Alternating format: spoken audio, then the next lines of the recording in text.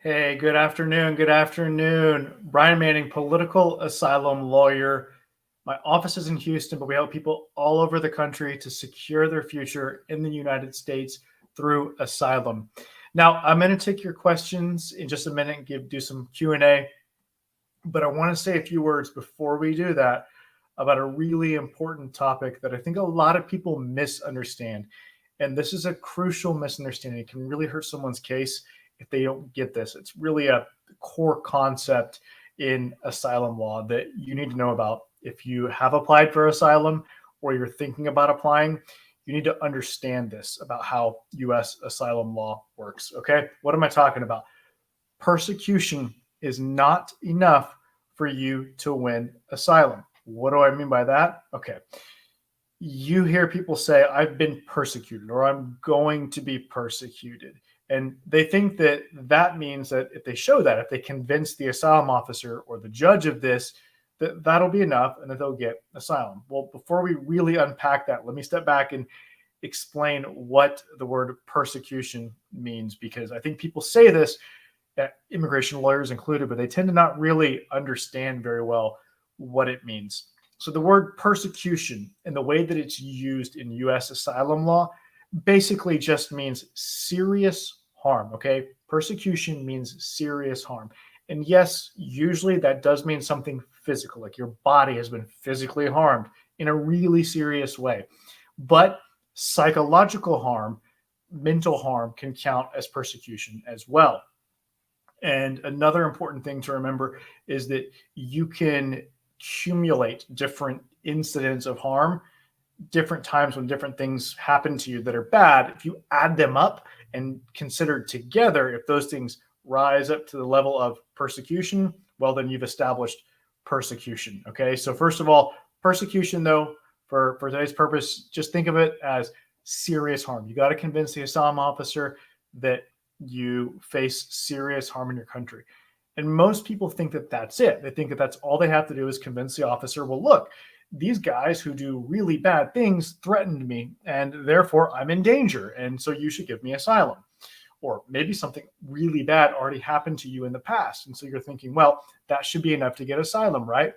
Unfortunately, it doesn't work like that. So there's two main aspects in every asylum case. There's two main things that the asylum officer is trying to really understand. Oh, hey guys, what's up? Thanks for joining. Hey, go ahead and you can start leaving comments. I'm going to get to them, or questions, and I'll get to them in just a minute. Okay, I just want to say a few more words about this.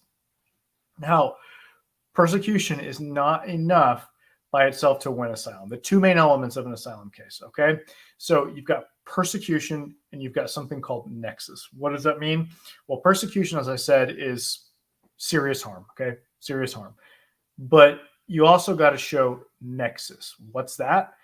Nexus is a weird word. In fact, a better word to describe what the asylum officer is really after here would be motivation, or like the reason. What is the reason? And they're asking, what is the reason for the harm? Or what is it about you, the asylum applicant, that is motivating the bad guys to do these bad things to you? What is in their minds, the persecutors, the bad guys? What are they thinking, and what's causing them to want to go after you in particular? Okay, so you have to show the officer that it's the fact that you possess one of the 5 protected characteristics under US asylum law that's causing the bad guys to want to hurt you. Okay, so what are those 5 protected characteristics? You'll also hear these called the 5 protected grounds under US asylum law. They're your race, religion, nationality, political opinion, and something called membership in a particular social group. Now, that one's kind of nebulous. So it's kind of hard to pin down what counts under that category and what doesn't. But basically, you've got to show that it's one of those things that is causing the bad guys to go after you. Okay. They don't like your political opinions, or they don't like your religion, something like that. Okay. Or in reality, you don't have to show that you actually possess the protected ground that they think that you possess. You just have to show that they think you possess it, and that's why they're coming after you. That's why they want to harm you. That they've attributed to you possession of one of these 5 protected grounds, and so that is that's why they're coming after you. Okay. So to summarize, basically, in just a few words, it's not enough to show that you've been harmed really bad and that you're going to be harmed in the future. You got to also convince the asylum officer what it is about you that's causing them to want to harm you. And then the next question becomes, how do you do that? How do you show the officer what's inside the bad guys' heads? Well, the words that they use are usually the best indicator of this. Okay. So, if they say, I hate your religion and I'm going to kill you because I don't like the way that you worship and you worship a false god, so I'm going to get you. Well, that's pretty obvious, right? In some cases, are like that. Some cases, the persecutors say things that make their intentions and make their motivations super clear. But many cases, it's not like that. Many cases, you have to look at circumstances that tend to indicate what the motives are. Okay. And so you've got to think about every single thing that someone has said, as well as any circumstance at all that shows the officer, well, look, yeah, this is why. This is why they've come after me. This is why they're going to hurt me in the future. It is my religion. It is my political opinion. And here's why I think that. Here's what shows you that, officer. And you got to point to specific things, okay, to convince the officer not just that you're going to be harmed, but also that it's going to be on account of one of these 5 protected characteristics. When I say on account of, that's the language that they use in the asylum laws. Is they say the harm has to be, or the persecution has to be on account of one of the 5 protected grounds. But basically, it just means it's got to be motivated, at least in significant part. At least in significant part. They can have multiple motivations. And in fact, hey Brian, good to see you again. A super common one that we see all the time is when there's what they call mixed motives, where it's partially something that does not qualify as one of the protected grounds, but there's another motive that does have to do with one of the protected grounds. So money, for example, is one that is not a protected ground. If someone wants to hurt you, steal your money, or to extort you, that's not a protected ground, and that won't help you get asylum. But if they chose you to extort, and they, instead of choosing some other guy, because they don't like your political opinion, because you support the political opposition and they support the ruling party, and they make it clear that that's one of the reasons they chose you, and that's one of the reasons they're coming especially hard after you, well, then you can get asylum. Okay. You just have to show that the protected characteristic is at what they call under the law, at least one central reason for the persecution. Basically, that means it's one of the really important things that is causing the bad guys to go after you, is the fact that you possess one of these 5 protected characteristics. Okay. All right. So that's what I wanted to say about persecution. It's not enough by itself. It's only half of the asylum equation. Persecution plus nexus, or motive, or reason, we could call it, is those are the 2 main parts to get asylum. Okay, so I'm going to get to a couple of questions now. Hey Jorge, good to see you. Thanks for being on here. Yeah, it's been a while. I'm glad to see you back. So we got people both on Facebook and YouTube. By the way, when you post a comment, some of these I will put up on the screen as I address them.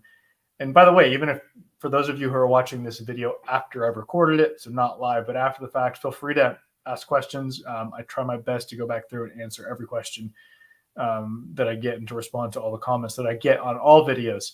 So feel free to leave me a comment or ask a question even when you're watching this after the fact. Okay.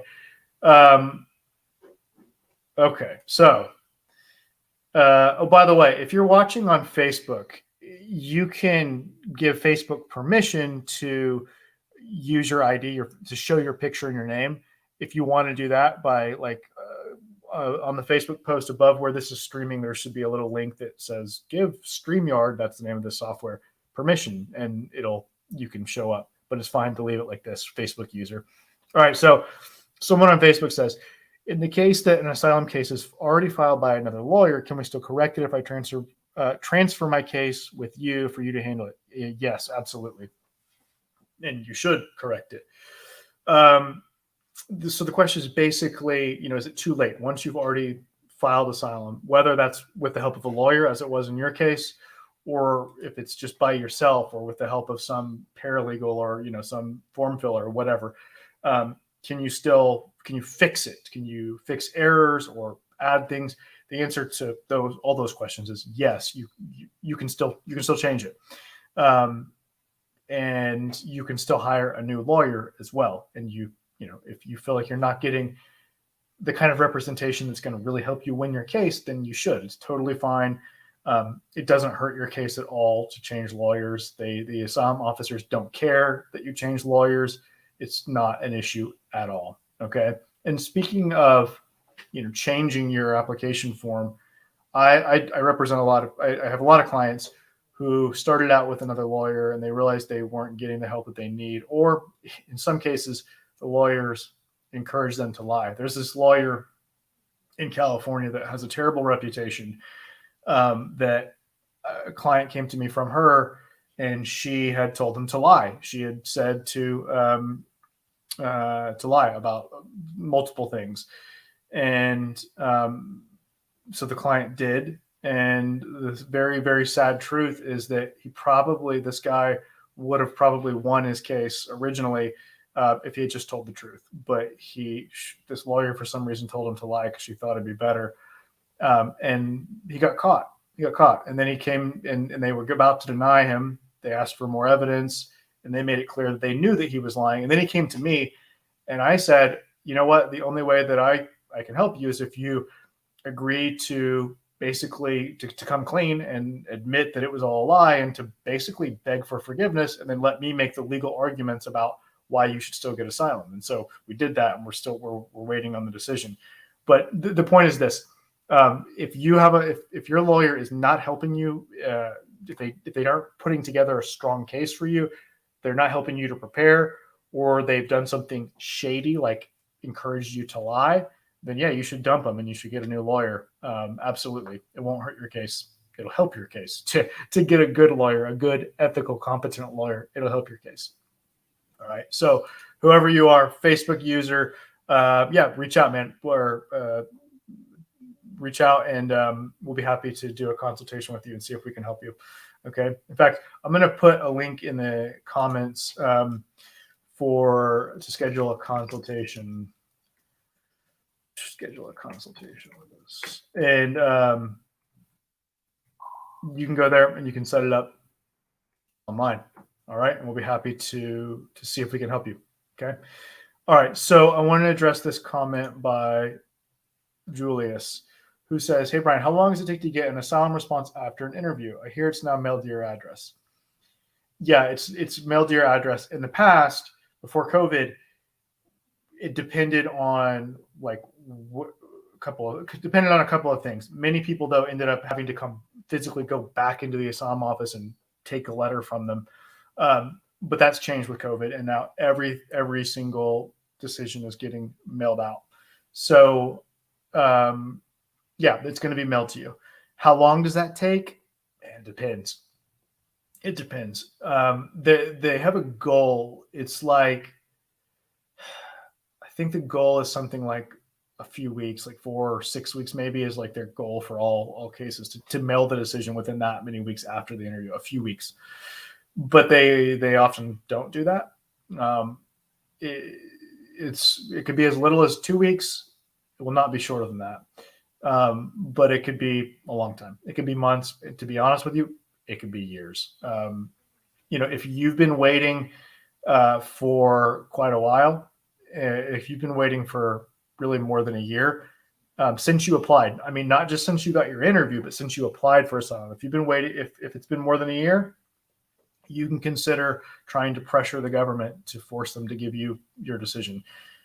Okay. And if it's been a long time, you could even consider suing them in what's called a mandamus lawsuit to get your decision. Okay. Thanks for the comment, Julius. By the way, leave me Sergey or Sergey says, I'm not sure how you pronounce it in Ukrainian, says, I'm Ukrainian, and I'll get to his question. But all of you, Facebook, YouTube, where are you? Let me know. Drop a comment and let me know where you are. I'm in the United States. I'm curious. Well, two things.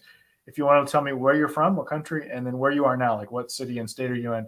I love hearing that. I love hearing where my followers are, and thinking about all the people in all the different places that I may be able to help. So let me know in the comments where you're from. Let me go back up. So Sergey says, does war in Ukraine affect my asylum interview next week? Yeah. He says, Sergey says in the other comment, I'm Ukrainian. So does the war there affect it? Yeah. Especially if you suffered persecution in the past. What do I mean by that? Well, to get asylum, generally speaking, you normally have to show that you're going to be harmed. That there's a good chance that you're going to be harmed in the future. So there's a lot of people who have been harmed bad in the past. They've been persecuted already, but for various reasons, for different reasons, they don't have that fear for the future. Like something changes, like maybe the people that hurt them died or are gone, or the government, the political party that was in power that was doing the bad things is now out of power. And so there's really no reason to be afraid about the future. Well, those people may lose asylum. They might not get asylum because they don't have a well-founded fear of persecution in the future. But how it works is, if you've been persecuted in the past, you can get asylum even if you don't have a well-founded fear for future persecution. And there's two different circumstances where that happens. One of them is based on the severity of the past persecution. So if what happened to you was really bad, you can get asylum without anything bad happening in the future. The other thing is that if you face other serious harm in your country, you can get asylum even without a well-founded fear of future persecution. If it's established that you suffered past persecution on account of a protected characteristic. And so in Ukraine, obviously you're going to be able to establish that you face other serious harm. So the harm that you may face in Ukraine, of being killed, by an invading army, it might or might not be on account of a protected ground. Unfortunately, generally speaking, just people who are civilians and are victims in war usually don't qualify for asylum when it's like a war between two countries. It's a shame, in my opinion, that it's like that. It's kind of complicated. It's not super black and white. But let me just say, it's not enough just to say, oh, my country's at war, therefore I deserve asylum. I'm probably going to get asylum. It's not that easy, unfortunately. But in your case, if you suffered past persecution and your country's at war right now, then yeah, there's a pretty good chance that you could win asylum. But also, if you have reasons, Sergey, to believe that that you could be singled out or targeted because of one of the 5 protected grounds, like your political opinion, then you might be able to qualify for asylum on the basis of the war. Also, the war can, for people that might be able to qualify for asylum based on what's going on with the war, that's going to be a changed circumstance for many people, such that you can apply for asylum even if you've been here for more than a year. Most people normally can't get asylum if they apply after having been here for a year. But if there's a changed circumstance to where now you really need asylum, in the past, maybe you didn't need it so bad, but something changed and now you're at risk of being persecuted on account of a protected ground, well, you can apply and get asylum even if you've been here for more than a year. So for a lot of people, the war will be a changed circumstance that will help them to get asylum even outside of the 1-year timeline. Okay. So the Facebook user that we talked to earlier said, okay, Sir Brian, I like that. Sir Brian, I could get used to that. It's a good thing the company I'm working with transferred me here in Houston. I'll see you as soon as I can. So great. Yeah. Use the link that I pasted a second ago to schedule a consultation. Okay. You mentioned being in Houston. Great. But it doesn't matter where you are. We help people all over the country. Okay. Whether you are in Houston, Texas, or elsewhere in Texas, or anywhere else, we help people all over the country. All right. So we've got clients in lots of states, lots of different regions, and both affirmative asylum with the asylum office and defensive asylum, meaning people who are already in immigration court. and we help both of them all throughout the country. So that's what's great about immigration law, is that if a lawyer is licensed to practice law, licensed to be a lawyer in any U.S. state, then they can do immigration law because it's federal in all of the U.S. states. Okay, so that's actually something I love about practicing immigration law, is I get to help people from all over, and I get to go and be with them for their interviews in different asylum offices throughout the country, and go to different courts throughout the country, and help people to secure their future in the United States through asylum. So you can use that link. For those of you, thanks for asking. You can use the link that I just put in the comments a second ago. I'm going to put the number on the screen now. Well, it's already up there above my head, but now I'm putting it below too. To give us a call. We have people answering the phone at all hours, including at nighttime. So if you want to call right now to set up a time to talk about your case, one of our lawyers wants to hear about it. We want to talk with you. We'll assess what's going on. We do this through an asylum strategy session. It's not just a consultation where, we ask you 3 questions and we say, "Oh yeah, sounds good. Well, you can pay me money and I'll take care of it." No, we're going to go a little bit deeper, and we're going to really assess your case and tell you what we really think. And sometimes that means we tell you, "I think you don't have a good case at all. I think you have no chance or virtually no chance of winning, and therefore I can't take your case." Unfortunately, we have to say that sometimes, but there's a lot of lawyers who won't. There's a lot of lawyers who will take your money, even though they know you have no chance of winning or virtually no chance of winning. But I wouldn't feel right about that. So it's not something that that I'm going to do. So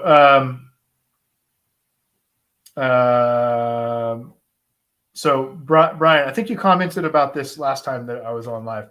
Brian Ivan says, Missouri. Oh, you're in Missouri. Cool. Yeah. So Brian, I'm from Oklahoma originally. I'm in Texas now, but I'm originally from Oklahoma, which is close to Missouri. And I grew up going to Branson, Missouri with my whole family to go to Silver Dollar City theme park there. So I like Missouri. Do you give discounts to your client because consultation fee is really high? So at the time I'm making this video, it's $165, and that's probably going to go up soon. So if you're seeing this after I make this video, it may be higher by now. I'm not unsympathetic. I know it's not a small amount of money, and my attorney fees also are kind of high compared to a lot of other immigration lawyers. And I appreciate that, and I know that it can be tough, but I feel like that's what we've got to do to be able to provide the kind of service that we want to provide, the way that we want to provide it. That dictates our fee structure. So, but to answer your question, do you give a discount to your clients? Well, what do you mean? Like after you do the consultation and you become a client, do we give a discount? Or do you mean, maybe you mean, does the consultation fee get applied to the attorney's fee if someone hires me? The answer actually is no. It doesn't matter what you paid or how much you paid for a consultation. The attorney's fees are set, and they don't change based on really anything. Like they're set, they're not negotiable. So yeah, that's how that works.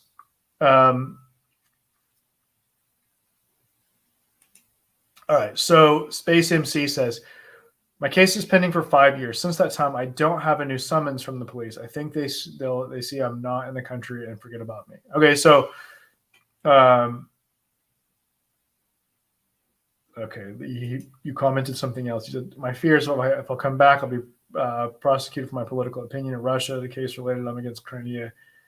You're against the annexation of Crimea. All right. So let me go back to the issue of the summons from the police. So it sounds like what you're saying is you got a summons from the police showing the police want to probably arrest you and probably do something bad to you. But that was like 5 years ago and it hasn't happened since then. So maybe they just forgot about you. Well, I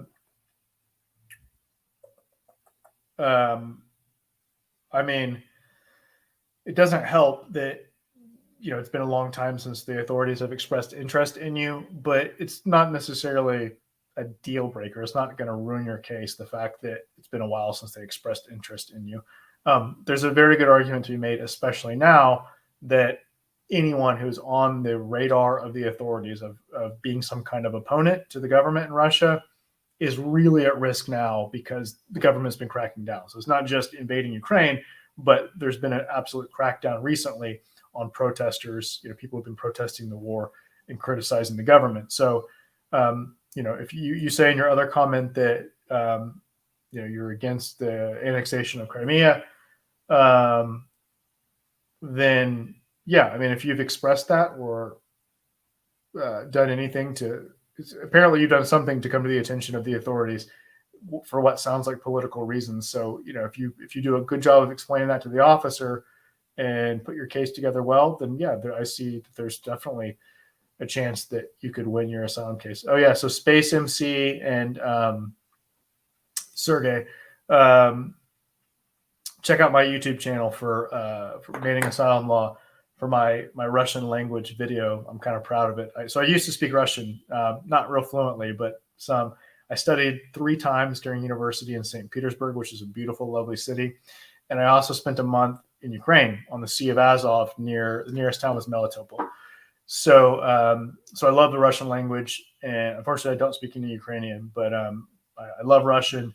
And I made a video recently for Ukrainians in Russian. Check out my YouTube channel if you want to see me speak Russian. It's a short little 1 minute video, Manning Asylum Law. Truth be told, though, I'm not as fluent as I sound in that video. I was actually Google translated it, had it on my phone, and I would read a sentence in Russian, memorize it, say it, pause, next sentence, same thing. So, but I think my accent's not terrible. Let me know what you think, Brian and Space MC. Go let me know what you think about my Russian accent. In my Russian video, you'll see the video. It's a short, so it's shot vertically and it's 1 minute long, and it's got the Ukrainian flag, like green screen behind me. That's how you'll recognize it, and it's got Ukrainian writing on it. So, okay, I got to go in just a second, but I'm going to try to get to some of your other comments a bit later. And I wanted to, let's see, where was that question I wanted to address? Sorry, let me take you off here. So the other question that I wanted to address, was the 1 year. Okay, yeah. So Pedro asked about the 1 year filing deadline, and because I think this is when I was talking about changed circumstances earlier, and Pedro wants to know what the other exceptions are to the 1 year filing deadline. So there's 2 main categories of exceptions.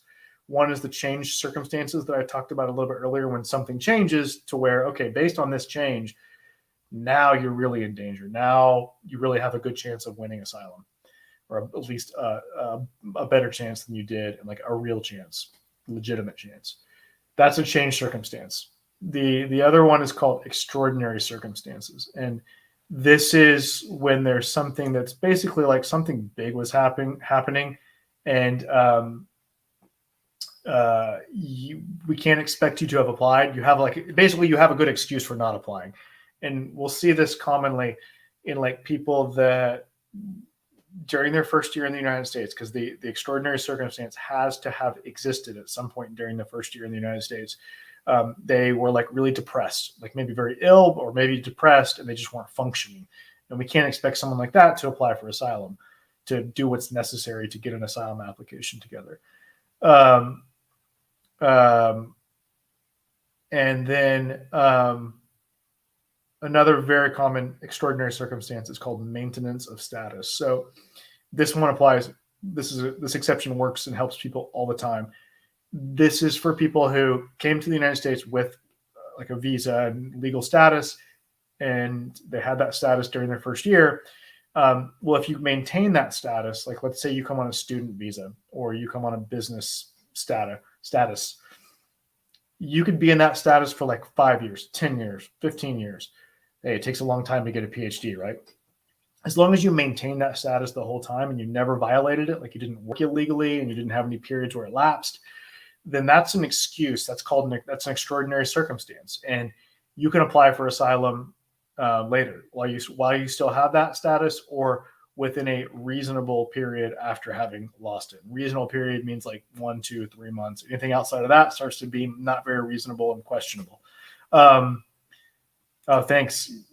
Спасибо большое. Yulia says, I've seen that video. Your Russian is on point. You made my day. Thank you. Yeah, so I speak Spanish. If you follow me on social, like on Instagram at Manning Asylum Law, you'll see everything I do there is Spanish. And I have a TikTok Spanish channel too, which is at Abogado de Asilo. My Spanish is like, it doesn't sound that good. My accent's not any good. My wife always tells me that it's like super unnatural hearing me try to speak Spanish. She thinks my Slavic languages sound at least more natural, even though I'm more fluent in Spanish. So in addition to Russian, I used to speak Croatian and Bulgarian. And Bulgarian is basically like easy Russian. It's like it sounds similar, and it's got a lot of the same words basically, but the grammar is way easier. Oh, I got to go, but Saidu, I want to address your inquiry real quick, because I think that was you. Didn't you ask me when I was going live again? Was that you, Saidu? I think it was you. You said, I've been wanting to ask you if I was born into a Muslim family and I don't like to be a Muslim, and you were forced to be a Muslim by your village, that counts as persecution. Yeah. If you want to be not Muslim, if you want to be another religion, or just not religious at all, or not not Muslim, then, and you were forced to be, then that could be persecution. But remember, well, let me rephrase that. The motive would, for any harm to you, if there's harm that happens to you because of that, like because you refuse and because they want you to be Muslim and you don't want to be, and they harm you because of that, that would be on account of your religion, including if you aren't religious. If you're like atheist and they want you to be Muslim, but you don't want to be, that counts as persecution on account of your religion, even though you're not religious. Yeah, it could definitely count, but you still have to show that there's persecution. In other words, you have to show that something really bad happened to you. If you were forced to live like an observant Muslim life, and you really didn't want to, like you hated it and you didn't want to be Muslim and you wanted to be some other religion, but you had to go to mosque all the time, you had to pray 5 times daily, like people forced you to do those things or else they would do something really bad to you, and it was just abhorrent to you, then yes, that could count as persecution. And it's not just Islam, it's any religion. If someone forced any religion onto you and it was abhorrent to you, like you really hated it, and it was just like eating you up inside because you oppose it and you reject it, that religion, whatever it may be, then yes, that harm could be sufficiently severe. If it caused you like great mental distress and just like crushing you, then yeah, that could be persecution. Okay. I'm glad you got on to Saidu to ask that question, because I knew you wanted to get on. So, all right. Yep. Got to go. Thanks for joining, but keep leaving comments and I'll get to them. All right. And I'll see you next time that I go live. If you haven't subscribed to my YouTube channel yet, please do that. Just go to YouTube and search for Manning Asylum Law. Be sure to subscribe. I'm going to be putting out content regularly, some tips that I think will help you increase your chances for asylum success so you can secure your future in the United States through asylum. And finally, give us a call if you want to talk about your case and see if we think that we can help you. It's 713-909-0401. And we help people all over the country. If you're in the United States, it doesn't matter where you are. We'd be happy to talk with you and see if we can support you. All right. Thank you. And I'll see you soon on another live. Thank you.